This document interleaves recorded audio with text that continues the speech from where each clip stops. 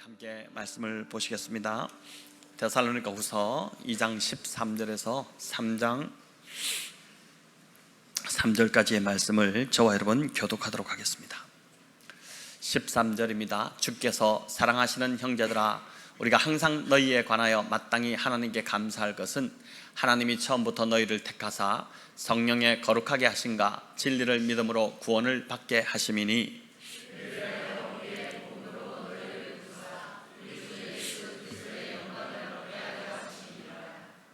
그러므로 형제들아, 굳건하게 서서 말로나 우리의 편지로 가르침을 받은 것 전통을 지키라.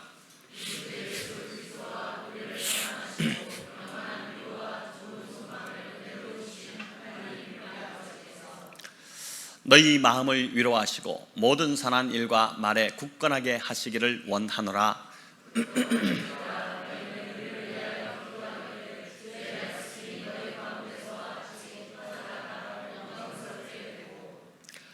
또한 우리를 부당하고 악한 사람들에게서 건지시옵소서 하라. 믿음은 모든 사람의 것이 아니니라.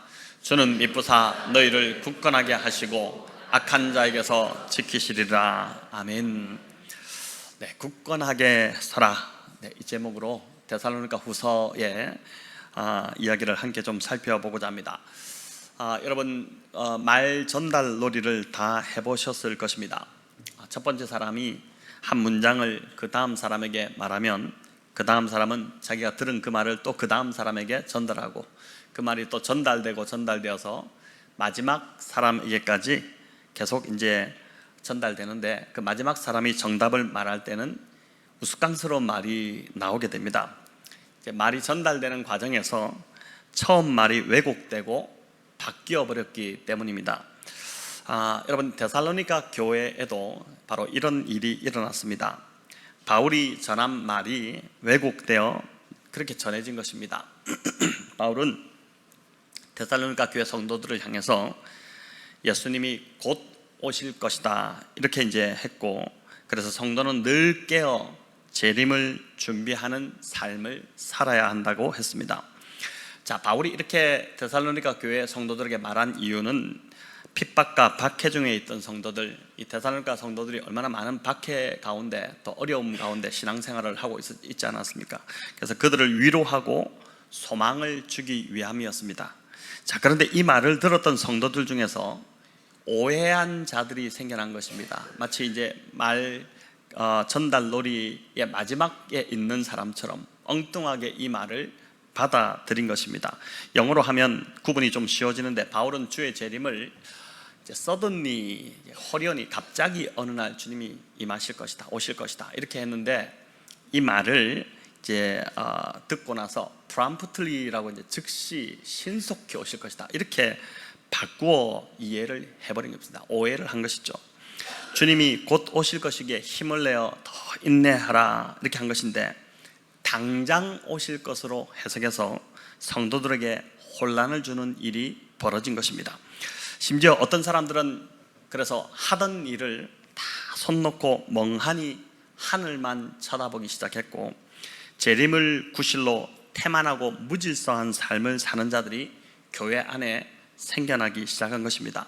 여러분, 말의 왜곡이 얼마나 무서운지, 참 말이 바르게 좀 전달돼야 되는데 대화를 하면서도 또 서로 오해를 하기도 하고, 아라고 말했는데 어라고 알아듣기도 하고 뭐 그렇게 하지 않습니까? 근데 이 말의 왜곡, 살짝 비튼 이 말의 왜곡이 얼마나 무서운지, 사단이 에덴 동산에서부터 늘 이 말을 가지고 성도들을 넘어뜨리려고 하고 있습니다. 우리가 지난주 살펴본 대로 데살로니가 교회는 믿음이 참 좋기로 소문난 교회였습니다. 하지만 이제 역사가 참 짧은 신생 교회였죠. 역사가 어느 정도 이제 깊어져야지 교회도 더 좀 안정이 되고 이렇게 되는데, 이제 역사가 짧다 보니까 데살로니가라는 그 거대한 도시 안에 살면서 도시가 주는 유혹들을 참 많이 받고 있었습니다.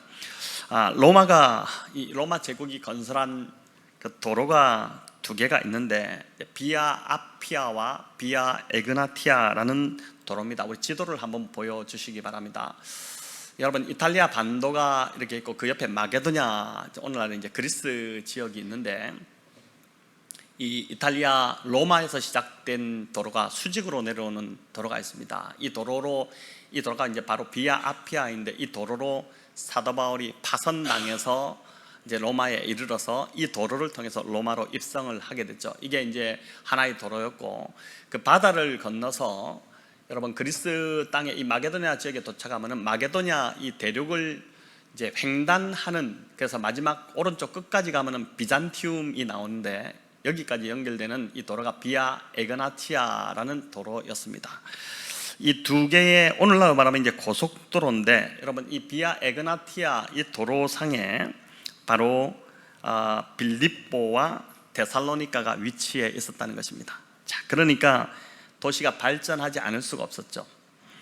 데살로니가가 위치상 이런 지점에 있다 보니 로마의 그 아우구스투스가 이제 통치할 때 마게도냐에 가장 많은 인구가 이제 살고 있었던 도시가 바로 이 데살로니가였고, 또 바울이 데살로니가를 방문했을 즈음, 그때는 이제 마게도냐의 그 정치와 상업의 중심 도시로, 아주 국제적인 도시로 이 데살로니가가 부상되어 있었습니다.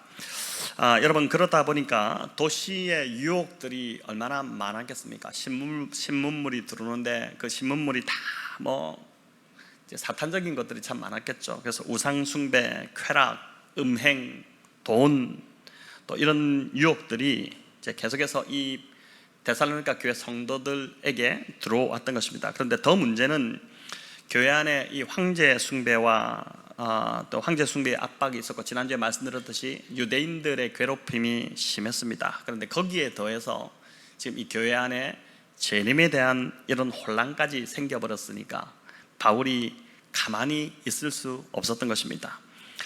뭔가 이 문제를 지금 해결했다, 급하게 이 문제를 해결하지 않으면 데살로니가 교회가 참 좀 흔들리겠다 싶었던 것입니다.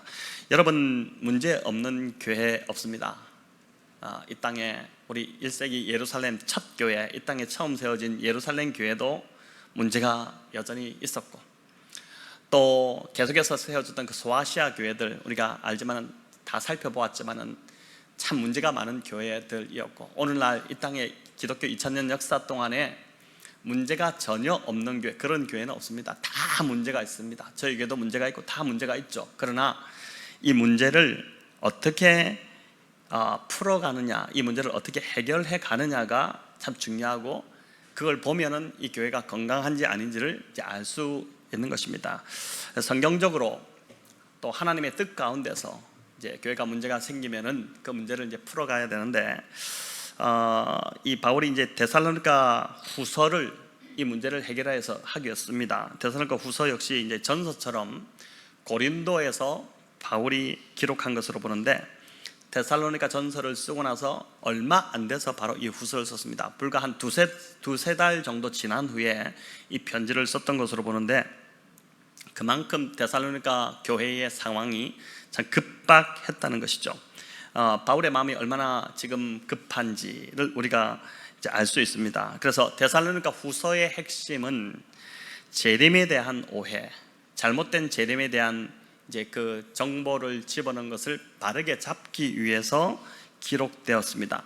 이 문제를 바로잡지 않고는 이 교회가, 신생교회가 세워진 지 얼마 안 되는 이 데살로니가 교회가, 또 데살로니가라는 너무 중요한 그 도시 안에 세워져 있기 때문에, 정말 전략적 위치에 있는 이 교회이기 때문에 바울로서는 이 교회를 바르게 세워야겠다는 마음으로 작심하고 데살로니가 후서를 썼습니다. 여러분, 데살로니가 후서는 3장으로 되어 있는데 총 3장으로 되어 있죠. 1장에서는 주로 데살로니가 교회에 대한 문안 인사와 그리고 성도들을 칭찬하고 격려하는 글을 적었습니다. 얼마나 참 아름다운 교회입니까? 얼마나 그 바울이 볼 때는 3주밖에 머물지 못하면서 복음을 전했는데, 그 복음을 듣고 이 교회가 섰으니까 바울 입장에서는 얼마나 참 또 그 마음이 가고 그렇지 않겠습니까? 그래서 이제 칭찬을 합니다. 1장 6절에 보면 너희가 환난을 준 자들에게 환난으로 갚으시겠다 이렇게 말씀하는데, 우리 말씀을 한번 보여주시기 바랍니다. 같이 읽을까요?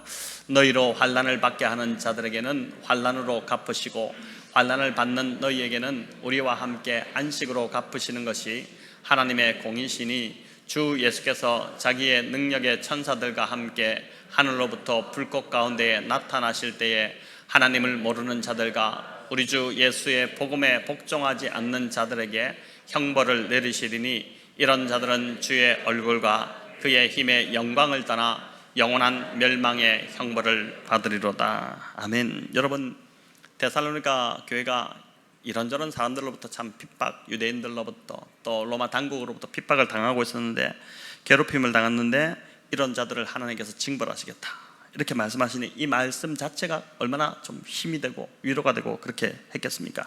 자, 이렇게 1장을 마무리한 후에 이제 데살로니가 후서 2장에서 바울이 본격적으로 재림신앙에 대한 오해를 바로 잡고자 이제 말씀을 시작하는데, 우리 1절입니다. 같이 읽겠습니다. 형제들아, 우리가 너희에게 구하는 것은 우리 주 예수 그리스도의 강림하심과 우리가 그 앞에 모임에 관하여. 자, 이렇게 나오죠. 바울이 지금 예수 그리스도의 강림, 즉 재림에 대한 주제를 다루고 있다는 것입니다. 이제부터 내가 재림에 대한 주의 강림을 기다린다고 너희가 하는데 그 이야기를 본격적으로 한번 해보겠다 이렇게 하는데, 여기 보니까 그 앞에 한번 다시 말씀, 그 앞에 모임에 관하여 마지막에 이렇게 됐잖아요. 그 앞에 모임이 무슨 말일까? 자, 이거를 이제 마태복음 24장을 보면은 예수님이 재림하실 때 어떤 일이 일어나는지 그 이야기가 나오는데 그걸 보면 좀 알 수 있습니다. 우리 같이 읽어볼까요? 그때에 인자의 징조가 하늘에서 보이겠고 그때에 땅의 모든 족속들이 통곡하며 그들이 인자가 구름을 타고 능력과 큰 능력으로 오는 것을 보리라. 그가 큰 나팔 소리와 함께 천사들을 보내리니 그들이 그의 택하신 자들을 하늘 이 끝에서 저 끝까지 사방에서 모으리라. 여기 모으리라 나오잖아요. 그러니까 그 모임에 관하여, 그러니까 모은다는 것입니다. 주님이 모은다. 그런데 이 재림에 대한 지식을 데살로니가 교회 성도들이 어떻게 들었을까? 여러분, 이들이 이 주님의 재림에 대한 그 가르침을 어떻게 들었을까가 이제 2절에 나옵니다. 2절에 나오는데 우리 본문 2절을 같이 2장 2절 같이 읽어볼까요? 영으로나 또는 말로나 또는 우리에게서 받았다 하는 편지로나 주의 날이 이르렀다고 해서 쉽게 마음이 흔들리거나 두려워하지 말아야 한다는 것이라. 자, 이게 보니까 영을 통해, 말을 통해 또 편지를 통해 재림에 대한 그 이야기를 들었다고 하는데, 이게 이제 거짓 교사들이 전해준 잘못된 정보입니다. 잘못된 정보를 듣고 성도들이 혼란에 빠진 것인데, 여러분 먼저 영으로 들었다. 이건 성령의 감동으로 하나님 나에게 이렇게 말씀하셨다. 재림에 대해서 성령의 감동을 내가 받았다. 이렇게 하면서 성도들에게 얘기하니까 저분이 성령의 감동을 받았나 보다. 저 말이 맞겠지. 이렇게 하고 이제 받아들인 것입니다. 여러분, 1992년에 다미성교회가 한국 사회를 떠들썩하게 만들었죠. 92년 10월 28일 그날 주님이 재림하신다 그렇게 해서 그 교회 신도들이 흰 옷을 입고 다 모여서 이제 주님의 재림 휴거될 것을 기다리고 있지 않았습니까? 그래서 막 방송이 생중계를 하고, 그래서 그게 불발로 끝나면서 한국 교회에 완전히 큰 망신을 당하고, 그리고 이제 한국 사회를 발칵 뒤집어 놓은 그런 일이었는데, 이 일이 있고 나서 이제 취재를 하고 또 경찰 조사를 좀 해보니까 그 피해가 계속해서 이만저만이 아니었다는 것이 밝혀졌습니다. 여러분, 한 회사원은 이제 사표를 내고 이런 사람이 되게 많았던 것 같아요. 휴거를 기다린다 이렇게 해서 이제 회사를 아예 가지 않고 사표를 아예 내버리고, 이제 나는 들려 올라가는데 회사 다닐 이유가 뭐 있냐, 그렇게 해서 이제 다 끝내고 그냥 이제 그 교회 안에서 이제 살게 된 것이고, 또 휴가를 나왔던 군인, 우리로 말하면 이제 지금 군대 가 있는 우리 자녀들인데 휴가를 나온 거예요. 나왔는데 휴가 나와서 재림한다고 하니까 이제 재림하시고, 그리고 이제 우리가 휴거될 거라고 하니까 군대 복귀해야 되는데 복귀 안 하고 버틴 겁니다. 버티다가 이게 불발로 끝나니까 영창에 끌려가는 그런 일들이 일어나기도 하고, 더 참 충격적인 것들은 이 이제 자료들을 제가 쭉 읽어보니까 진짜 이때 너무 심했구나, 너무 대단했구나, 어떻게 이렇게 어리석게 여기에 빠져들 수 있었지, 이런 이제 생각이 들 정도였는데, 한 임산부는 휴거가 되기 전에 이제 배가 조금 불러오기 시작한 것 같은데 몸이 가벼워야지 휴거가 된다. 그렇게 해서 이제 그 병원에서 산부인과 의사가 절대 낙태 수술 안 된다, 이렇게 말림에도 불구하고 낙태 수술을 받는 일까지 있었다고 합니다. 이게 얼마나 참 충격적인 일입니까? 몸이 가벼워야지 올라간다? 우리 중에 지금 몸무게 좀 나가시는 분들은 거의 휴거되기가 좀 불가능하지 않겠습니까? 여러분, 또 그 전남 강진의 한 여고생은 이제 부모가 다미선교회에 나가지 못하게 하자 음독 자살 소동을 벌이는 그런 일들이 있었습니다. 뭐 시간상 이런 이야기들이 너무 많은데 수많은 가정이 파탄나고 재산을 팔아서 갖다 바치는 일이, 이제 내가 천국 갈 거고 내가 이제 휴거될 건데 이제 갖고 있는 재산 무슨 소용이 있냐, 그걸 다 팔아서 교회에 갖다 바쳤다는 거예요. 그래, 그때 이 다미선교회가 계좌로 들어온 돈을 다 추적해 보니까 어마어마한 돈이 이제 이렇게 그 모금이 됐다는 것이죠. 참 얼마나 무서운지. 여러분, 이 다미선교회라는 것도, 이 다미라는 것도 이제 다가올 미래를 준비하라라는 그 이장림 씨의 저서에서 나온 명칭이었습니다. 이장림 씨가 본래 생명의 말씀사 직원이었는데 뭐 글을 좀 이렇게 해가지고 쓴 것이죠. 자, 그런데 왜 1992년 10월 28일이었을까? 그 날짜였을까? 성경에도 없는 그 날짜였을까? 이 교주 이장림 씨가 영을 통해서 받았다는 것입니다. 성령이 나에게 말씀하셨고 그날에 주님이 재림하시니까 다 모여야 된다. 그 말을 듣고 다 이제 모여든 것이죠. 여러분, 예수님도 모르는 날짜를 하나님이 예수님에게도 말씀해 주지 않는데 나에게 말씀하셨다. 이게 완전히 월권도 이런 월권이 어디 있습니까? 그렇게 해서 그걸 믿었으니 영적 무지가 얼마나 무서운지를 우리가 이 사건을 통해서 볼 수 있는 것입니다. 또 여기 말을 통해서 들었다. 이건 설교나 가르침을 통해서 들었다는 것입니다. 잘못된 거짓 교사들의 말, 그 말을 통해서 재림신앙에 대한 엉뚱한 그 이제 가르침을 들은 것입니다. 그리고 또 편지는 바울이나 사도들이 보냈다고 사칭을 한 편지입니다. 바울이 직접 쓴 게 아닙니다. 바울의 이름을 도용한 것이죠. 바울을 빙자해서 자기들이 하고 싶은 말을, 잘못된 그 신앙을 집어넣은 것입니다. 여러분, 그러니 오늘날 이단이 똑같이 이렇게 하잖아요. 그러니까 이제 이 바울로서는 명의를 도용당했으니 얼마나 불쾌하고 황당한 상황이었겠습니까? 영을 통해, 말을 통해, 또 편지를 통해 주의 날이 이르렀다고 주장하면서 데살로니가 교회 성도들을 혼란스럽게 한 것입니다. 2절 말씀 우리 다시 한번 읽어볼까요? 2절입니다. 영으로나 또는 말로나 또는 우리에게서 받았다 하는 편지로나 주의 날이 이르렀다고 해서 쉽게 마음이 흔들리거나 두려워하거나 하지 말아야 한다. 여러분 보니까 바울이 이런 것에 쉽게 마음이 흔들리지 말고 두려워하지 말라 이렇게 당부합니다. 여기 흔들린다는 말은 태풍이나 강한 바람이 불어서 정박되어 있는 배가 이렇게 밀려나는 것을 말합니다. 그러니까 마음이 얼마나 요동치는 것을 알 수 있겠죠. 마음이 심하게 요동치고 있다는 뜻입니다. 자, 이런 데살로니가 교회 성도들을 향해 바울은 굳건하라 라고 주문하죠. 굳게 서라 이렇게 합니다. 흔들리지 말라는 것입니다. 자, 마지막 때에 우리가 어떻게 굳건할 수 있을까요? 지금 저희들 말세 지말을 살아간다고 합니다. 종말 중에서도 종말의 때를 우리가 살아가고 있는데, 여기 보니까 본문에 보니까 굳건하게 하라가 이 3번이나 반복되고 있어요. 15절에 17절에 또 3장 3절에도 굳건하게 하라. 계속 데살로니가 교회 성도들이 이 일로 흔들리고 있으니까, 너희들 왜 이렇게 흔들리냐? 흔들리면 안 된다. 굳건해야 된다. 굳건하라 이렇게 하는데 우리가 어떻게 하면 그럼 굳건할 수 있을까? 여러분, 비단 재림의 이 문제뿐만 아니라 지금 우리가 겪고 있는 여러 문제들로 인해서 우리는 마음이 쉽게 흔들리고 두려움에 빠지기도 합니다. 지난주만 하더라도 한번 돌아보십시오. 우리 자주 마음이 막 흔들리고 마음이 막 요동치고 좀 마음이 좀 고요하고 평안하고 흔들림이 없이 쫙 가야 되는데 우리가 자주 흔들리기도 하고 또 두려움에 빠지기도 했을 텐데, 어떻게 우리가 이 마지막 때를 이런 마음의 흔들림과 두려움이 없이 살아갈 수 있을까요? 오늘 3가지를 함께 좀 나누고자 합니다. 여러분, 첫 번째는 선택받고 사랑받는 자라는 믿음을 가지는 것입니다. 선택받고 사랑받는 자라는 믿음을 가지는 것, 이 믿음이 분명한 것 해야 된다는 것입니다. 우리 13절 같이 읽겠습니다. 주께서 사랑하시는 형제들아, 우리가 항상 너희에게 관하여 마땅히 하나님께 감사할 것은 하나님이 처음부터 너희를 택하사 성령에 거룩하게 하심과 진리를 믿음으로 구원을 받게 하심이니. 자, 여기 보니까 바울이 데살로니가 교회 성도들 향해서 주께서 사랑하시는 형제들, 또 하나님이 처음부터 너희를 택하셨다.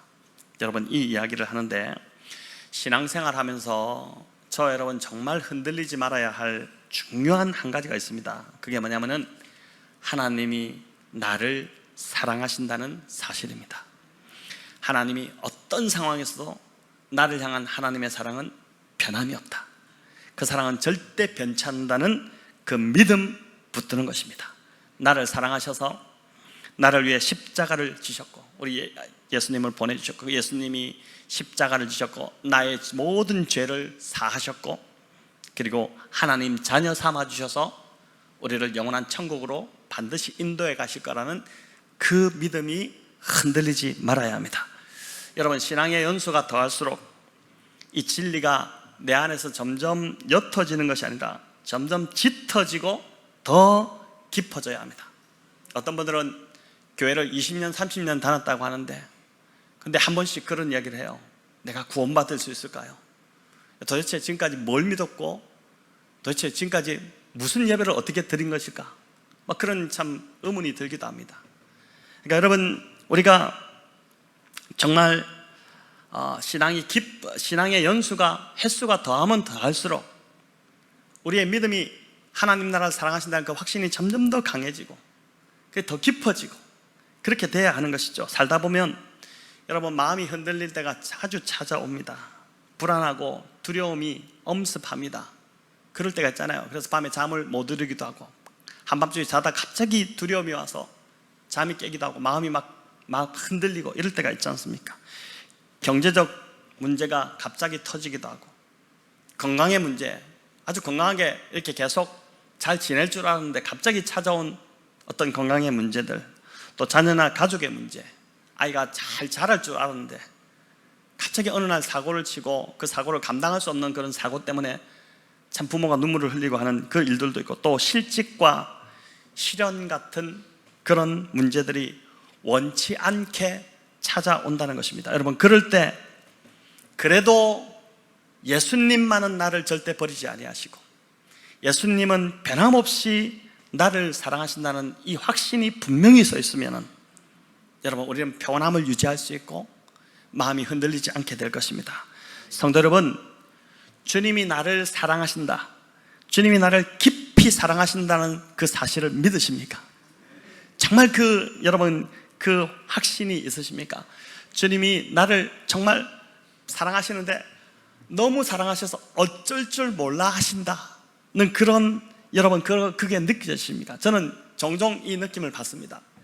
하나님이 진짜 나를 사랑하시는구나, 정말 너무 사랑하셔서 어쩔 줄 몰라 하시는구나, 하나님 정말 나를 그렇게 사랑하시는구나, 이걸 경험하는데, 여러분, 그래서 전부를 다 주고 싶어 하시고 하나님 진짜 전부를 주고 싶어 하신다는 것을 여러분 경험하셨습니까? 여러분, 이 하나님의 사랑을 깊이 한번 경험하는 시간이 필요합니다. 인생을 사시면서, 지금까지 살아오시면서 진짜 하나님이 뜨겁게 나를 사랑하셨다, 그 사랑이 뜨겁게 내 안에서 경험되는 어떤 한 시간이 여러분 필요하고, 또 자주자주 이 하나님의 사랑을 경험할 필요가 있습니다. 오늘 아침에 저는 일어나서 아내하고 이제 대화를 하면서 진짜 하나님이 백원영농교회 사랑하시고, 진짜 하나님이 아내와 저를 사랑하시고 우리 목회를 축복하신다, 하나님 정말 우리를 사랑하시는구나, 이 이야기를 나누었습니다. 여러분, 정말 날씨를 완전히 바꿔버리시고 바자에 여러 가지 염려되는 또 어떤 우려들이 있었지만, 제가 지난주 목요일 날 아침에 새벽기도 기도하는데 바자회, 여러분 이게 보통 일이 아니잖아요. 우리 성도님들 다 나와서 이렇게 하시고 하는데 걱정도 되고 또 날씨도 그렇다 하고 기도하는데, 아침에 이제 기도하는 그 짧은 시간에 하나님이 부어주셨어요. 뭔가 하나님이 말씀하시는데 되게 마음이 편안해지면서, 아, 하나님이 하시겠구나, 하나님이 하시겠구나, 하나님이 이루시겠구나, 이제 확신이 나는데, 오늘 아침에 다시 눈을 뜨면서 진짜 하나님이 다 하셨구나, 하나님이 하시는구나, 하나님이 살아계시는구나, 하나님이 우리 교회를 사랑하시는구나, 그리고 나를 사랑하시는구나. 여러분, 이 확신을 제가 이제 또 다시 한번 경험하게 됐습니다. 여러분, 하나님의 사랑을 경험하면 깨어지고 낮아진 자존감이 회복되기 시작합니다. 우리가 인생을 살면서 자존감이 깨어질 때가 얼마나 많습니까? 회사 생활하면서 늘 듣는 핀잔, 또 막 욕설, 막 이런 것들 들으면서 또 우리 자존감이 깨어지기도 하고, 또 인간관계 속에서도 우리가 정말 이 자존감이 낮아지는 경험들을 참 많이 하는데, 하나님의 사랑을 정말 경험하면은, 여러분, 하나님이 정말 나를 사랑하신다, 이 땅에 있는 모든 사람들이 하나님 사랑을 받고 있지만 그 모든 사람들 중에서도 나를 가장 사랑하신다, 여러분, 이런 착각이 들기 시작하면 여러분 자신감이 생기고 주눅들지 않게 됩니다. 어디를 가든지 또 당당하게 이제 관계할 수 있는 그런 상황이 되는 것입니다. 백설공주에 나오는 마녀, 참 불쌍한 여자죠. 날마다 거울 앞에 서가지고 거울아 거울아 누가 이 세상에서 제일 예쁘니? 여러분, 혹시 우리 여성 성도님들 중에서 아침마다 거울 앞에 서서 거울아 거울아 누가 이 세상에 제일 예쁘니? 이렇게 하시는 분들이 아마 없으실 건데, 우리는 하나님이 나를 사랑하시기 때문에 내가 제일 예쁘다, 내가 제일 예뻐. 여러분, 이거 다 고백하시죠? 우리 다 그렇지 않나요? 우리 여성 성도님들, 내가 제일 예쁘잖아요. 우리 교회에서 내가 제일 예쁘잖아요. 안 그렇습니까? 자신이 없으시네. 우리 교회에서 내가 제일 예쁘잖아요. 뒤에 우리 조은빛 성도님 앉아 계신데 제일 예쁘시죠? 내가 제일 예쁘죠? 그죠? 그러니까 이제 우리가 하나님의 사랑을 받으면은 내가 제일 예쁩니다. 여러분, 제가 지난주도 말씀드렸지만 나이 들면 다 똑같아진댔잖아요. 다 눈도 처지고 얼굴도 처지고 뭐 수술을 하고 이래도 별 소용없다고 그랬잖아요. 다. 근데 정말 하나님의 사랑을 받으면은 내가 제일 예뻐지는 것입니다. 여러분, 그런 사랑을 받는 이제 그런 삶으로 우리가 가야 되는데, 여기 또 뭐 13절에서 보니까 바울은 하나님이 처음부터 너희를 택하셨다 이렇게 합니다. 택하셔서 또 성령에 거룩하게 하신가 진리를 믿음으로 구원을 받게 하셨다. 여러분, 이 한마디 한마디가 얼마나 참 은혜가 되는지. 처음부터 너희를 택하셨고 또 택하셔서 성령에 거룩하게 하신과 진리를 믿음으로 구원받게 하셨다. 하나님이 영원전 창세전부터 우리를 택하셔서 우리를 사랑의 대상으로 삼으셨다는 것입니다. 여러분, 이 너무 놀라운 사실 아닙니까?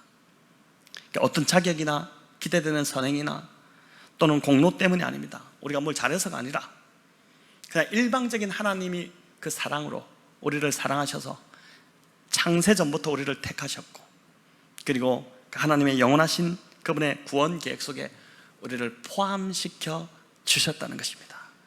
이게 얼마나 놀라운 사실입니까? 이게 얼마나 참 감사한 일입니까? 내가 뭐라고 이렇게 하셨을까? 내가 지나온 세월을 보면은, 예수 믿기 전에 내가 했던 짓을 보면은 나는 멸망당에 마땅한 자인데 내가 뭐라고 하나님이 이렇게 하셨을까? 이런 생각이 들지 않습니까? 나아가 14절은 이렇게 말씀합니다. 우리 같이 읽겠습니다. 이를 위하여 우리의 복음으로 너희를 부르사 우리 주 예수 그리스도의 영광을 얻게 하려 하심이니라.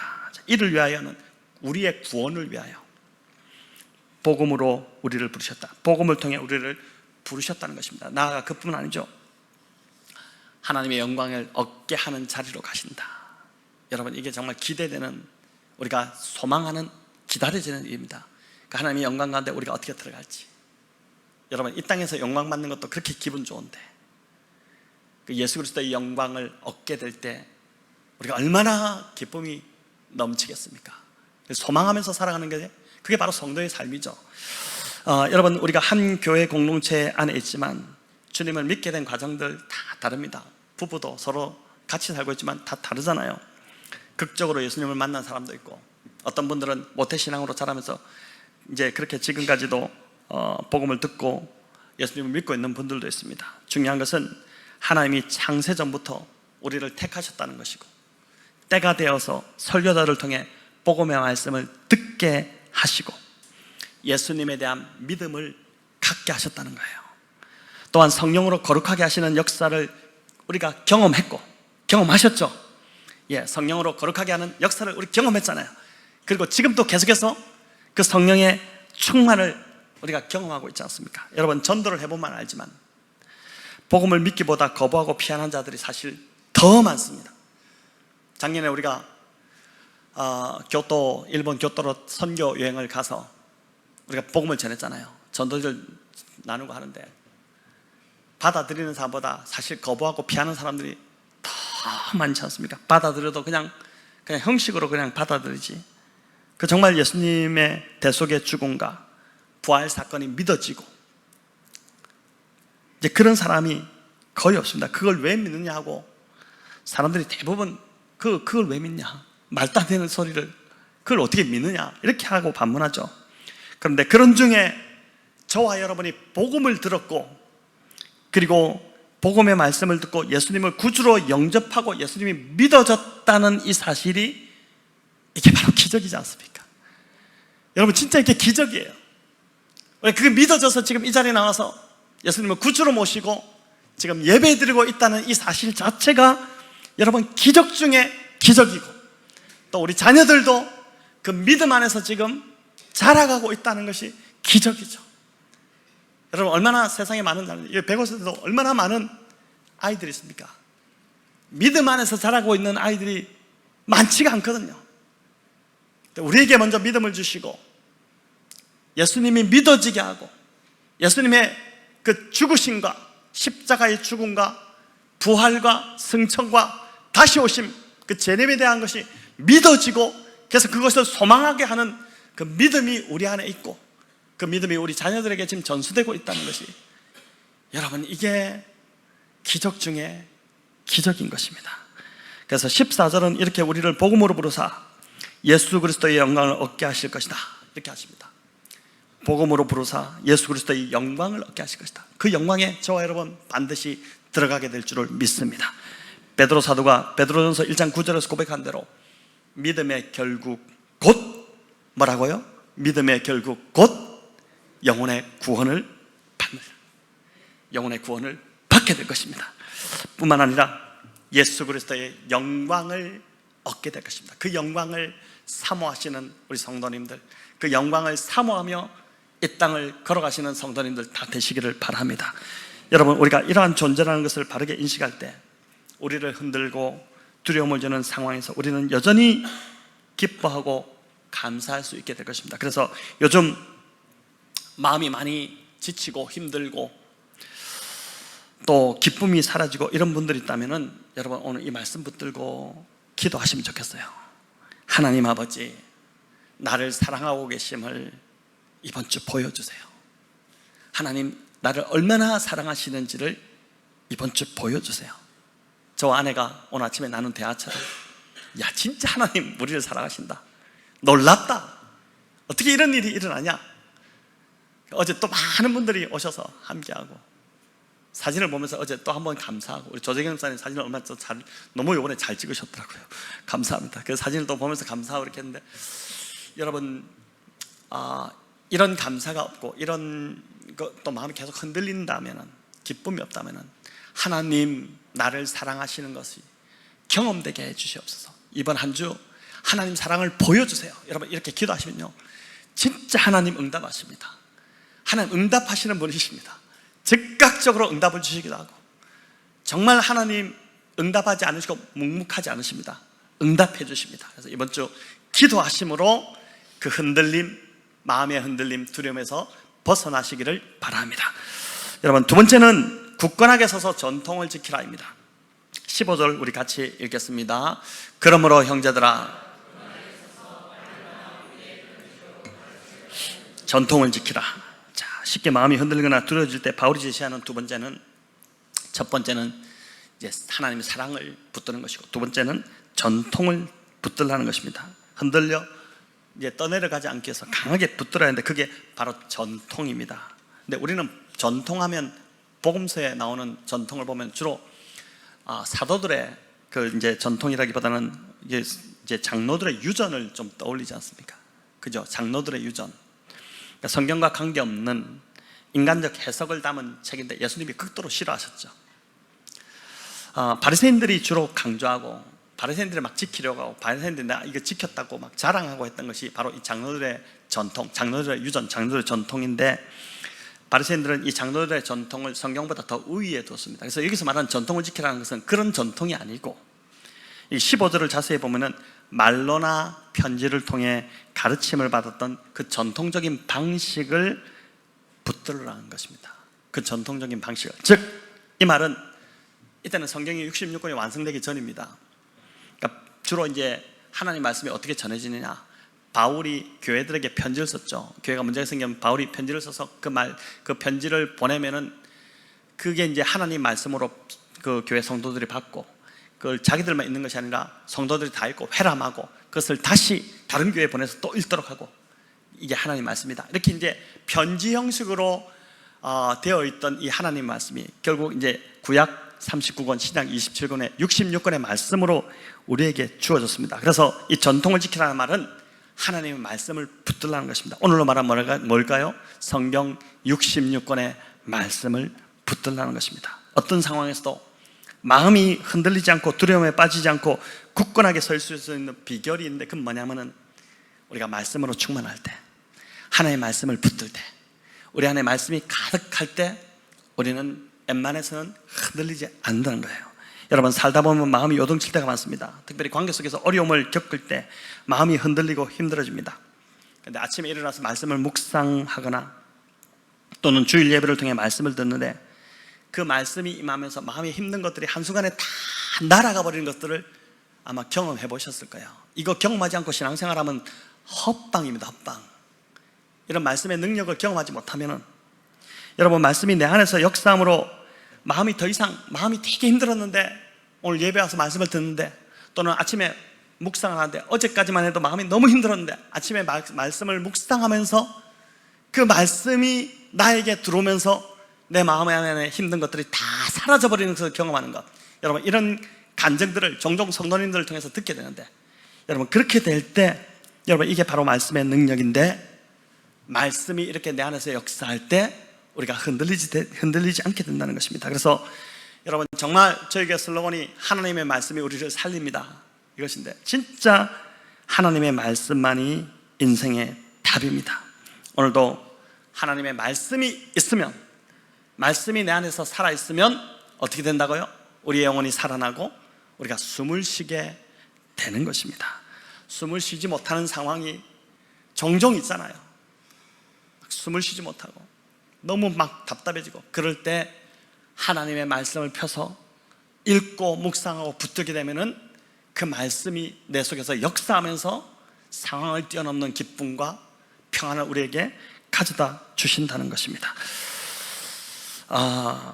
여러분, 성도의 삶에 있어서 하나님의 말씀이 이렇게 중요하다는 것을 바울이 알았습니다. 그래서 바울은 뭐라고까지 더 요구를 하냐면은, 나의 말씀 사역을 위해서 너희 데살로니가 교회 성도들이 기도해달라, 이렇게 오히려 더 부탁을 하고 있어요. 우리 3장 1절을 같이 읽겠습니다. 같이 읽습니다. 끝으로 형제들아, 너희는 우리를 위하여 기도하기를, 주의 말씀이 너희 가운데서와 같이 퍼져나가 영광스럽게 되고. 자, 데살로니가 교회 겨우 3주 정도 말씀을 전했지만 놀라운 말씀의 변화가 일어난 것처럼, 그렇게 다른 지역에도, 다른 교회도 말씀이 힘있게 퍼져나가게 해달라 기도하는 것이죠. 여러분, 저희 교회도 다른 모든 사역이 다 중요합니다. 어제 바자회도 너무나 중요한 사역이었는데, 그러나 이런 모든 것도 중요하지만은 무엇보다 중요한 것은 말씀 사역을 위해 우리 성도님들 기도를 많이 해주시기 바랍니다. 기도를 하고 계신 거로 알고 있어요. 또 아침에도 우리 2부 예배 지금 여러분 들으시지만 그냥 예배가 이렇게 이루어지는 것이 아니라, 우리 장로님 권사님들이 아침에 이 주일 예배를 위해서 간절히 기도를 하십니다. 그 기도에 가장 먼저 되는 기도 제목이 뭐냐면은, 오늘 이 말씀 사역을 위해서 장로님 권사님들이 기도를 하세요. 여러분, 이렇게 기도를 하고 말씀이 바르게 선포되고 말씀이 바르게 설 수 있도록 이 말씀이 살아 역사하도록 해야지만이 어떻게 됩니까? 말씀을 먹어야 영혼이 살고, 우리 영혼이 그렇게 성숙해야 선교와 구제와 다른 모든 사역들을 우리가 건강하게 잘 감당할 수 있게 될 것입니다. 말씀 사역을 위해서, 말씀을 전하는 목회자들을 위해서, 저를 포함한 우리 두 분의 목회자들을 위해서, 여러분, 또 우리 이기쁨 간사님을 위해서도 간절히 기도해 주시고, 또 개인의 말씀 묵상의 시간이 여러분 더 깊어지고 풍성해지고, 목장 말씀 나눔이 점점 더 풍성해지도록. 그래서 저는 그렇게 되면 좋겠어요. 우리 목자님들의 말씀 나눔의 수준이 정말 대단한 수준이 되기를 간절히 바랍니다. 목자를 섬기면서 다른 것보다도 말씀 나눔의 수준이 정말 깊어지는 우리 목자님들 되면 좋겠어요. 제가 사석에도 한 번씩 이야기하지만은 대학교 1학년을 들어가서 CCC 선교단체에 들어갔는데 아침 9시에 학교 이제 캠퍼스 수업을 시작하잖아요. 근데 8시까지 학교를 가려고 아침 일찍부터 서둘러 갔는데 대학교 1학년 때입니다. 그때 이제 학생회관 앞에 은행나무 크게 있는데 그 은행나무를 주변으로 벤치들이 이렇게 둘러싸여 있었는데 그 벤치에서 아침 8시에 BM을 했어요. 바이블 미팅, BM을 했는데 오늘 말하면 큐티 나눔이었습니다. 그걸 이제 하는데 왜 그렇게 그 모임을 참여했느냐? 너무 달콤했어요. 선배들이 나누는 묵상의 나눔이 그렇게 맛있을 수가 없었습니다. 아침밥은 굶어도 가서 그거는 듣고 싶었어요. 그래서 가서 그렇게 이제 그 말씀 나눔을 들었는데, 여러분, 저는 저희 교회 나이를 드셨다고 어른이 아니라, 물론 우리 나이 드셨기 때문에 어른이신데, 또 목자기 때문에 어른이 아니라 말씀 나눔의 깊이와 수준이 정말 이렇게. 그래서 우리 어린 후배 신자들이, 성도들이 정말 그 말씀 듣고 싶어서 교회 오고 싶고, 그 나눔 듣고 싶어서 교회 오고 싶어지는 그런 교회가 되기를 간절히 바랍니다. 세 번째는 미쁘신 하나님을 의지하라입니다. 여러분, 굳건하게 서기 위한 첫 번째가 뭐라고 했죠? 하나님 사랑을 붙들라. 두 번째가 뭡니까? 말씀을 붙드는 것. 세 번째가 이제 하나님을 의지하는 것인데, 여러분, 미쁘신 하나님인데 3장 3절을 우리 같이 한번 읽겠습니다. 주는 미쁘사 너희를 굳건하게 하시고 악한 자에게서 지키시리라. 자, 여기 미쁘다는 말은 신뢰하다는 말입니다. 주님은 믿을 수 있는 분이라는 뜻이죠. 여러분, 어떤 사람이 신뢰가 가고 믿음이 가나요? 말뿐인 사람은 사실 신뢰가 가지 않고 기대도 하지 않게 됩니다. 저 사람 또 말만 하네, 저 사람 또 말로 공수표를 날리네, 이렇게 하고 그냥 별 기대하지 않고 넘어가 버려요. 뭐라 말했다, 그냥 그렇겠지 하고 넘어가 버립니다. 근데 자기가 한 말을 책임지고 지키는 사람은 믿음이 갑니다. 저 사람 반드시 할 것이다, 그렇게 신뢰가 생기게 됩니다. 그래서 여기 미쁘신 주님이 우리를 굳건하게 하신다. 미쁘다, 신뢰할 만하다, 믿었다, 믿음이 간다, 이런 뜻이잖아요. 주님이 우리를 굳건하게 하시면 반드시 어떻게 한다? 그렇게 하신다는 거예요. 또 악한 자에게서 지키신다, 이렇게 합니다. 우리 2절을 보면은 한번 보여주시겠습니까? 여기 같이 읽어볼까요? 부당하고 악한 사람들에게서 건지시옵소서. 자, 이렇게 하는데, 이 부당하다는 말은 비합리적이고 또 성미가 꼬였고 고집불통이다, 이런 뜻이에요. 말이 안 통하는 사람, 그런 사람을 부당하는 사람이라고 합니다. 여러분, 이런 사람 만나면 쉽지 않아요. 그렇죠. 관계 속에서 이런 사람 좀 기피하고 싶죠. 근데 회사에, 부서에서 이런 사람과 일하면은 회사를 그만두고 싶지 않습니까? 정말 꼬여있는 사람. 근데 그런 사람에게서 건지시옵소서, 이렇게 기도를 합니다. 이 기도가 필요해요. 정말 이런 상황이 있다면은 기도해야지만이 벗어날 수 있습니다. 하지만 주님은 절대 그런 분이 아니시죠. 우리의 말을 다 들어주시고, 주님이 얼마나 열려 있으신 분인지, 얼마나 주님이 자유로우신 분인지 이해해 주시고, 또 우리에게 더 좋은 길로 이끌어 주시는 분이십니다. 그분이 우리를 악한 자에게서 지키시겠다, 오늘 이 말씀을 통해서 약속해 주십니다. 여러분, 뿐만 아니라 요한일서 5장 18절에 보면 요한이 더 강한 확신을 우리에게 주는데, 요한일서 5장 18절 우리 같이 한번 읽어볼까요? 하나님께로부터 나신 자가 그를 지키심에 악한 자가 그를 만지지도 못하느니라. 아멘. 얼마나 힘이 되는, 위로가 되는 말씀입니까? 여러분, 여기 하나님께로부터 나신 자가 누구일까요? 예수 그리스도죠. 예수님이 우리를 지키시기 때문에 악한 자, 즉 사탄이 우리를 만지지도 못한다, 어떠한 해도 입히지 못한다, 이런 뜻입니다. 성도 여러분, 하나님이 지켜주실 것입니다. 믿으시죠? 네. 악한 사단이 해를 입히지 못하도록 하나님이 반드시 저와 여러분 지켜주실 것입니다. 저희 집 아이들 힘들 때, 또 마음이 불안해질 때 하는 행동이 있는데, 그게 뭐냐면은 엄마한테 가서 또는 저한테 와서 안아줘, 이 이야기를 합니다.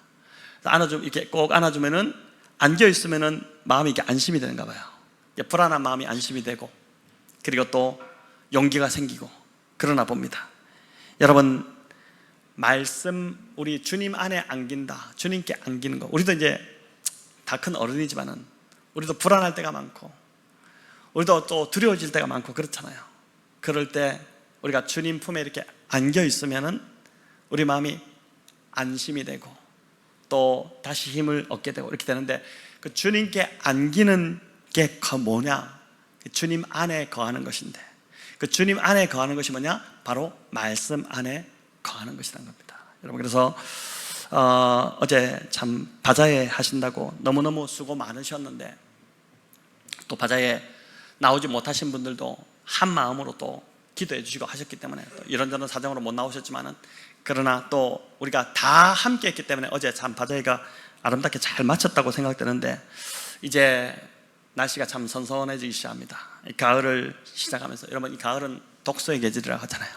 말씀 읽기 너무나도 좋은 시간이고, 그리고 묵상하기 참 좋은 계절을 저희가 이제 시작하는데, 말씀 안에 거함으로, 그래서 주님 안에 거함으로 여러분 주께서 주시는 정말 그 평안 가운데 우리가 요동하지 않고 흔들리지 않고 이 땅을 또 이번 한 주를 걸어가는 저와 여러분 되시기를 우리 주님의 이름으로 축원합니다.